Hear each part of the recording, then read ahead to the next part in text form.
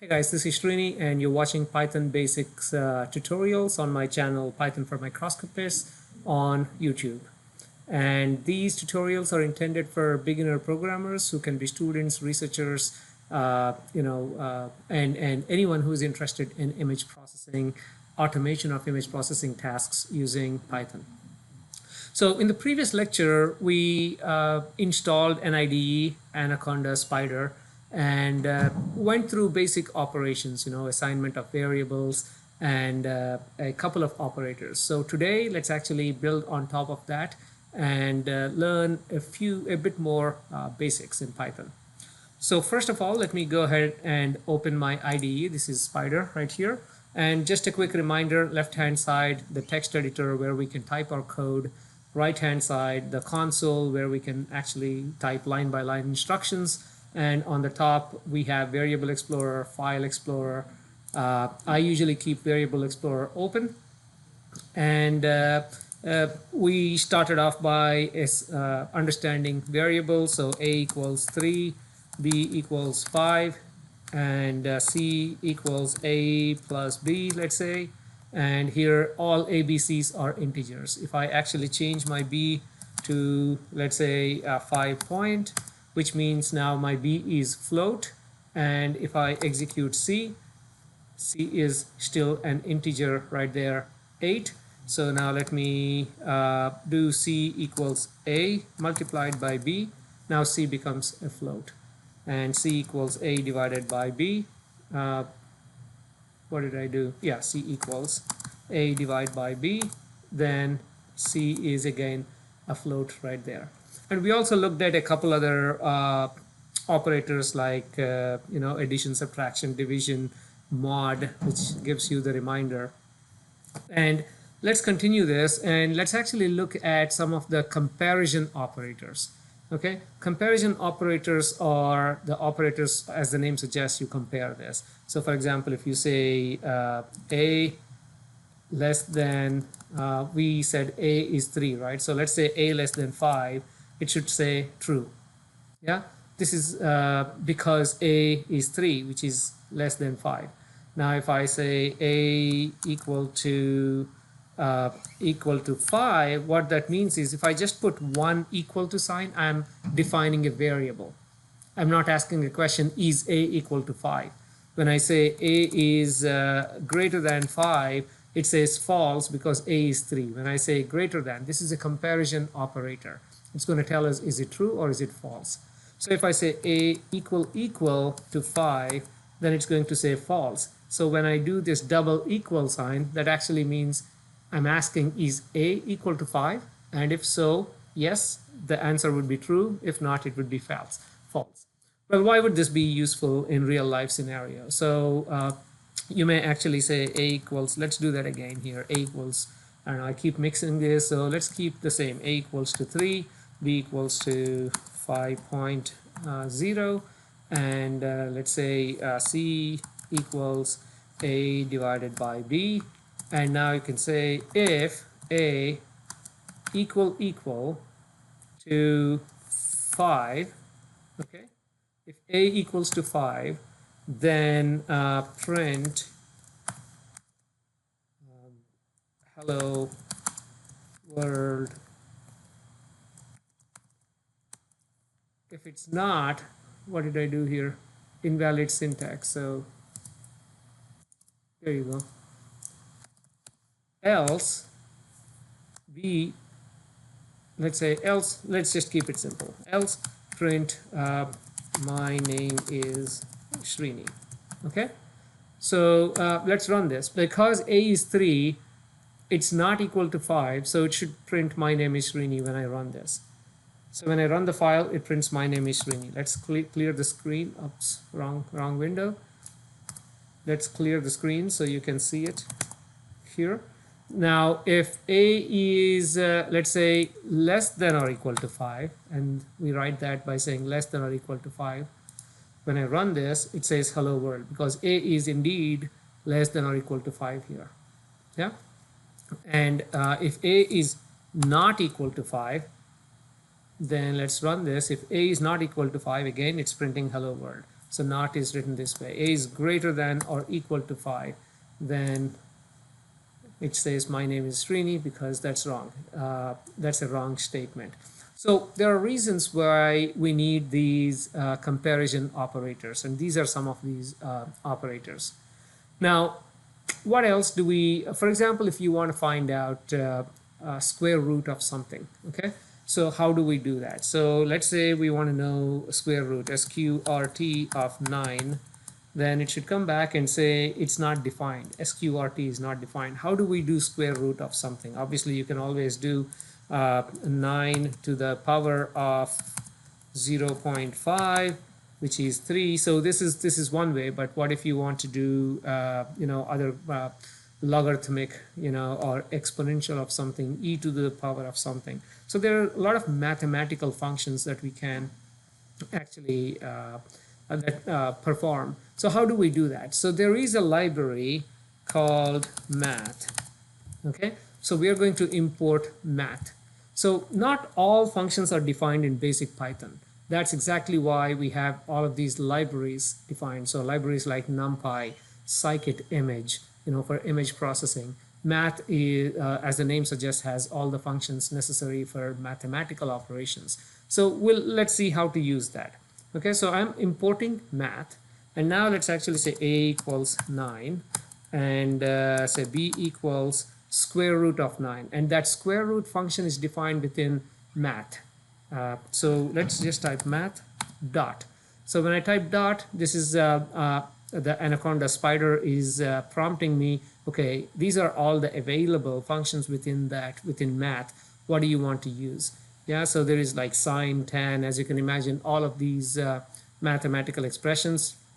So which one do you want? I can go ahead and type SQRT because I know it's there, or I can just double click right there and say A and print B. Okay, so now let's go ahead and run this, and we should get B equals 3.0.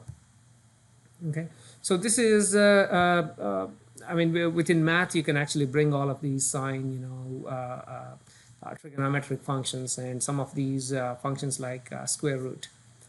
Now, why do we need to define variables? Let's say we are defining a equals to 9, and why do we need to define? Why not just use value 9? Well, you probably know the answer to this. We define this because we probably want to reuse that a multiple times. And then if we change it at one location, we want that to be changed at all the other locations. That's exactly why we define variables. And the easiest way I can probably demonstrate this is in physics, we have F equals ma, right? I mean, this is not going to work, but I'm just typing F equals ma. And we also know E equals mc squared, and we know how to do square now, mc squared. So what if we want to calculate all of these that uses mass, for example? So in this example, I want to use mass, but in multiple equations. So how do I do that? So because it's saying undefined name MA, undefined name MC or something, let's comment this out. I can comment the code by putting a hash symbol right before each line, or if I want to comment a large section, I can just type 3 quotations in the beginning and 3 quotations at the end. So that's my comment right there. Now I can actually say type anything here. Equations for the for this Python file or something. Yeah. So you can type any text in there, and now let's actually start defining some of these variables. Let's say our mass equals to I will just say 5 or something. And what is again? You can type all of these. For example, you can say enter mass in kilograms if you want to calculate the force in newtons or something, and you can type or you can actually put hash right there and say in kilograms. Okay, writing this is very important. It's very important for you to we call this like commenting your code. It's very important because once you open the code 5 days from now, 1 month from now, you should be able to understand exactly why you have written the code the way it is. Also, if you give others your code, they should be able to understand exactly what's going on. That's why the proper commenting while you're writing is very, very important. Yeah. So let's just do mass equals to 5, and I do not remember exact value of this speed of light, but I know it has it's almost like 300 million meters per second. So 1 2 300 1 2 3 1 2 3 meters per second. Again, I'll comment this and say meters per second. And what else do we need? Let's also say acceleration. A equals to, let's put a value of 9 for now. Okay, it's 9.8 meters per second square or something, and let's say meters per second square.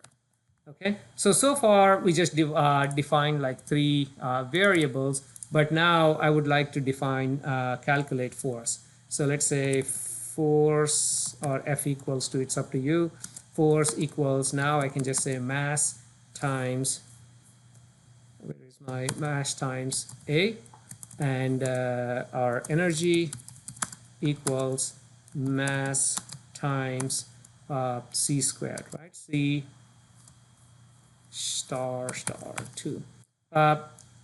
Now, it can be confusing if you have like multiple operations, if you have like multiplication, division, and all that. So it's better if you actually use your brackets carefully, so you know that, okay, this is C squared, calculated first within the bracket and then multiplied by mass. Okay, just experiment here, like you can just type 2 plus 3 multiplied by 5. Like, what is the answer? 17. What is it doing here? It's actually doing multiplication first. 5 3 is 15, and then adding 2. If your intention is to do 2 plus 3 times 5, then you should just do 2 plus 3 multiplied by 5 right there. Okay, so which is 5 multiplied by 5. So I really don't need to explain this in detail. Go ahead and explore it yourself. Okay, so that's why I'm actually putting C squared in brackets, and then this is my, now I can go ahead and say print force equals force. Okay, so this force equals is nothing but the text. It's going to print as is, and then same thing, print energy equals E and ERGY. So if I run this, I should see force equals 45, energy equals to whatever that value is. So this is basically it. Now, the reason why we define mass right there is now if I change something, if I want to calculate this for a different mass, then all I need to do is change the mass right over there, okay, 2.1 or something, and then run this again, and then I'll get new numbers right here. Okay, so this is exactly why we need to define these variables. Now, let's do something simple here. Let's actually, force is mass times A. So instead of changing the mass within the code, let's actually let the user provide this. Okay, so instead of mass equals to 2.1, we can say mass equals to input, meaning get the input from the keyboard. Okay, and we can prompt the user to say something. I mean, first of all, we can basically say for mass equals to input right there, and when I run this program, it's not doing anything, and let me type 5 or something, and it says memory error or something. So let's actually go back and properly format this. Input, please enter the mass. Okay, so comma, so please enter the mass. So now we know that when we in fact, let's not calculate energy for now. Let me comment that out. Let me comment the energy part out, and let's just focus on mass times A, because this is easy for us to understand. So when I run this program, it's asking me please enter the mass. I'm going to say the mass is 2, and the force is supposed to be 2 times 9, right? My acceleration is 9. The force is supposed to be 18, but I actually got 2, 9 times.